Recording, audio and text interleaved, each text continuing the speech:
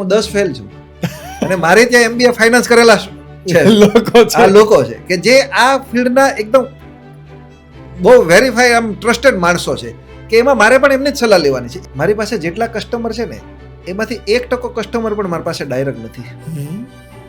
બધી ટીમ ઉપર બધી જ ટીમ ઉપર.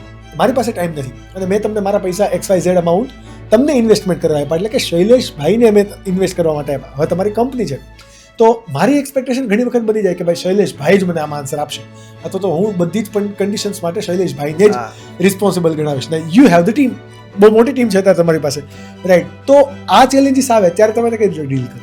તમે એવું સ્વીકારો કે શૈલેષભાઈ પાસે તમારે શું કામ આવવું પડે?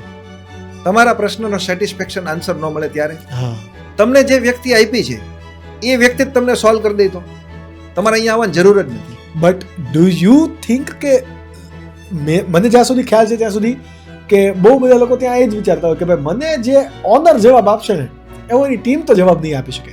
તમે એ ટીમને કઈ રીતે તો ત્યાં મેનેજ કરી આવી રીતે બતાવીશ? હું તમને એ જ કહું છું કે ઓનર કરતા એ હોશિયાર છે. ફરીને વાત ત્યાં જ